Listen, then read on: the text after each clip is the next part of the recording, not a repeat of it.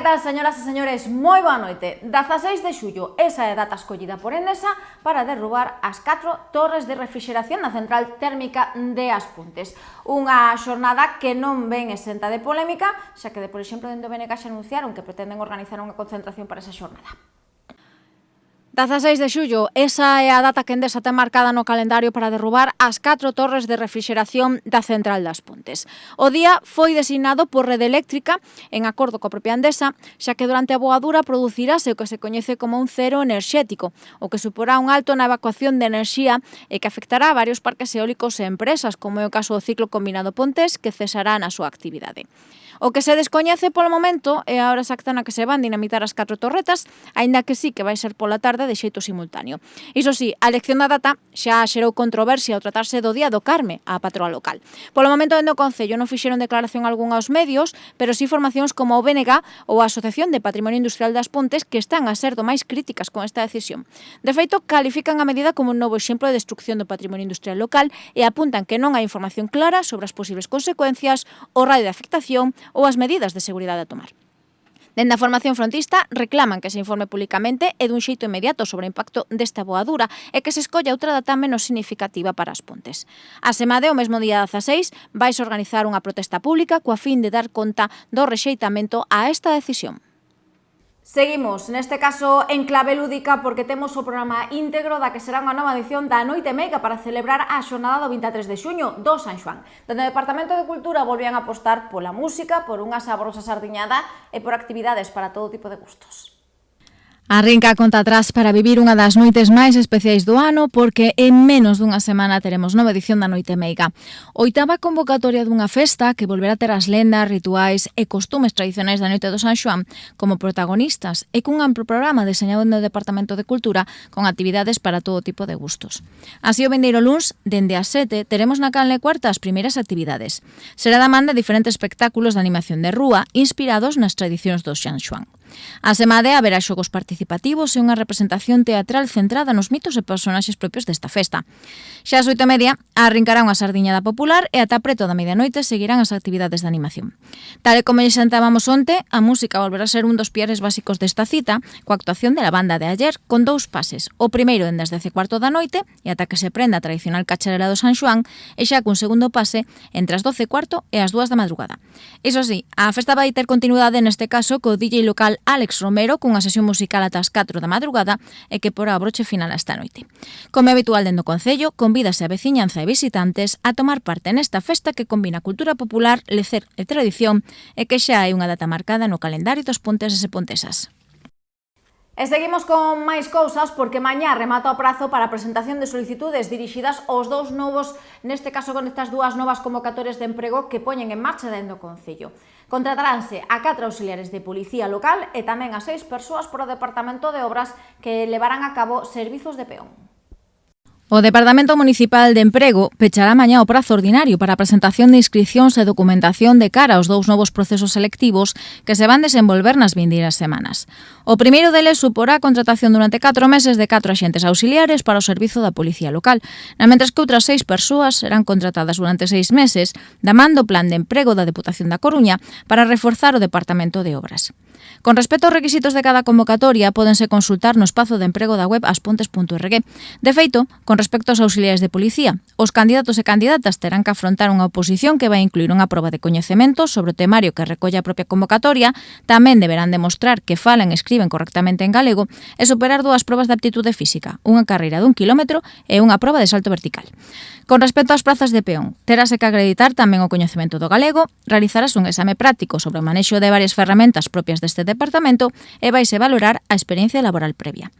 Como apuntábamos, o prazo de presentación de solicitudes para estas 2 convocatorias remata mañá e hai 2 opcións para presentar o formulario e toda a documentación necesaria. Unha por vía telemática no enderezo sede.aspontes.org ou incluso no que respecta ás prazas de peón de xeito presencial no rexistro do Concello e ata mañá ás 2 da tarde como hora límite.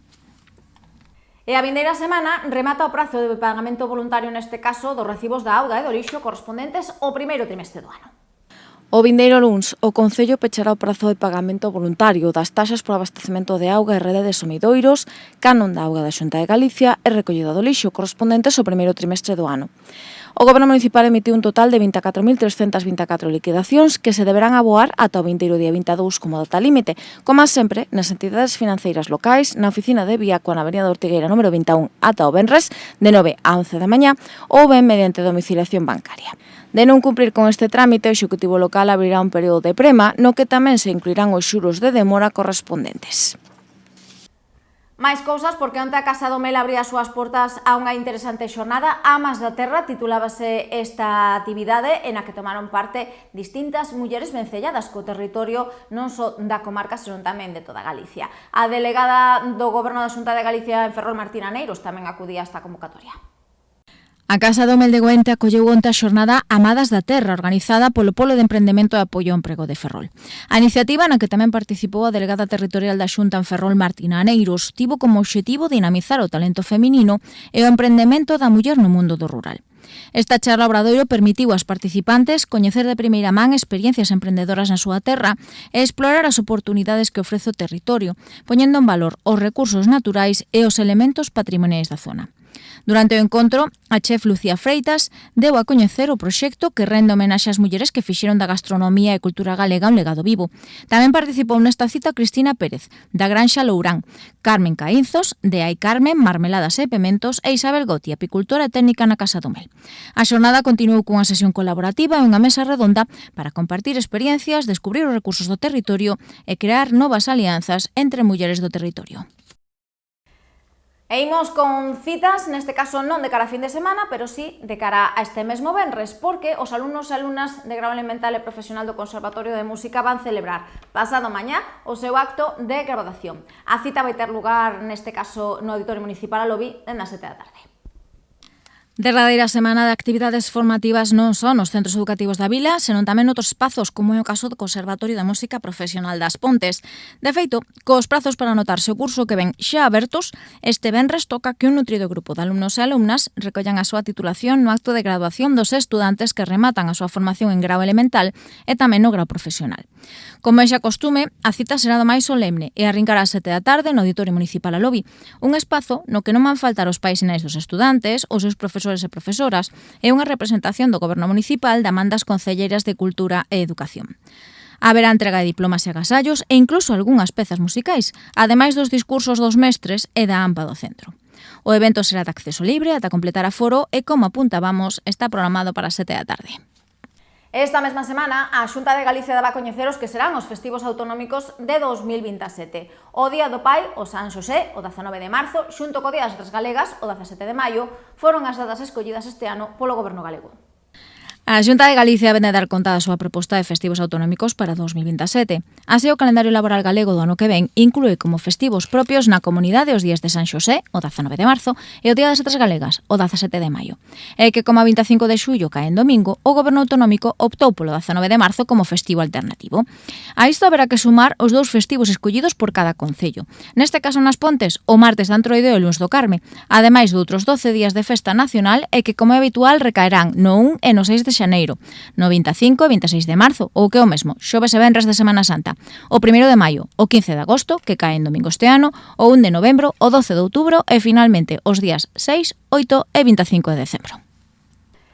E xa temos nome da gañadora da Festa da Tortilla Sorpresa posta en marcha por Coempo hai uns días para incentivar, neste caso, o consumo na hostelería local. A afortunada levarase unha experiencia en Carcross da que poderá desfrutar no circuito de Carballo. A Asociación de Comerciantes e Hostaleiros Coempo vende dar a coñecer o nome da persoa gañadora do Premio Especial da Festa da Tortilla Sorpresa, en que tivo lugar en unhas semanas coa fin de impulsar o sector da hostalería na vila.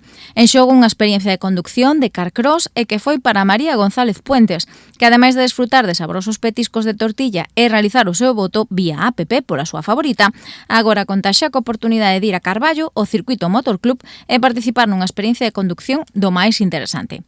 Toca xa neste caso ir pensando nas vindeiras iniciativas en prol do comercio da hostelería local e, de feito, unha delas chega nunhas semanas co inicio das rebaixas de verán e que volverán ser todo un aliciente para impulsar a compra nos comercios de proximidade e tamén o consumo nos nosos bares e restaurantes, que coa chegada do calor e do sol, de seguro que son unha moi boa alternativa para quedar cos amigos e coa familia. Seguimos a falar do mundo do motor, aínda que neste caso do motor ecolóxico, porque o Circuito de Velocidade das Pontes acollerá mañá a terceira edición da carreira Green Power, unha iniciativa na que tenemos representación pontesa da man de dous equipos do Instituto Castro Daouz. A Escola Politécnica de Enxeñaría de Ferrol, co respaldo das escuderías Pontes Motorsport, vai celebrar mañá no Circuito de Velocidade de Ávila unha nova edición da carreira Green Power Galicia. Terceira convocatoria nas Pontes desta cita, na que van participar unha dúcia de equipos, divididos en dúas categorías segundo a idade, e procedentes de distintos puntos da Comunidade Autónoma, de Asturias e incluso do País Vasco. A fin desta competición é percorrer a maior distancia posible usando unha única batería eléctrica sen a opción de poder recargala ou cambiala durante o percorrido. Para iso, o alumnado de secundaria, bacharelato, formación profesional e universidade poderán empregar un vehículo eléctrico construído a partir dun kit básico proporcionado por Green Power Iberia ou ben participar cun coche creado dende cero. Deste xeito, non gaña o equipo máis veloz, senón aquel que conduza do xeito máis eficiente e sostible posible. Con respecto ás categorías, na modalidade de F24, para estudantes de 11 a 16 anos, será necesario aguantar 90 minutos de percorrido, iso sí, con cambio de piloto obrigatorio nalgún momento da proba. Na modalidade F24+, de 16 a 25 anos, a proba de resistencia será de 60 minutos, sen obrigación de cambiar de conductor. Por suposto, non faltará a representación local da man do equipo do IES Castro Daouz, do Castro Sport Team, e que vai tomar parte nas dúas carreiras. Como novidade, vais a realizar unha exhibición dun vehículo eléctrico impulsado por hidróxeno construído polo profesorado e alumnado do CIV das Mercedes de Lugo.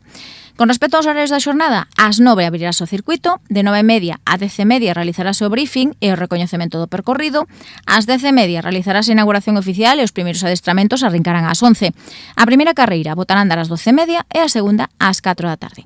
Con respecto á entrega de premios, esta está marcada para as 5 da tarde. E hoxe nos deportes tamén temos que falar de ximnasia rítmica, porque o Clube de Rítmica As Pontes participaba a pasada fin de semana no Campeonato Autonómico de Promoción. Os grupos xuvenil e tamén alevín lograban moi bons resultados nesta cita.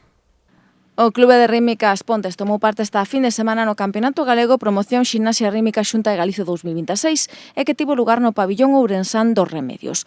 O Clube Pontes participou na cita con dous equipos nas categorías alevín prebase e xuvenil de promoción, e onde o mellor resultado foi para o primeiro, cunha cuarta praza na súa categoría e unha puntuación de 9.700.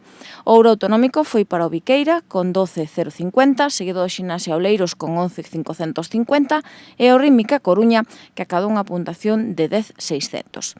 Na proba xuvenil, o equipo pontés rematou na 13ª praza, cunha puntuación de 9.200 e lonxe do conxunto gañador, o Rítmica Talealla, que logrou unha puntuación de 15.700 no seu exercizo. Pois nos marchamos xa. Iso sí, ímolos deixar na mellor das compañas do noso compañeiro Juan Anillo, que volve hoxe pola noite tras deste espazo informativo co seu veño Que teño que vir. Nos volvemos mañá, 9:30, como sempre, aquí na televisión local das Pontes. Teñen moi bo descanso.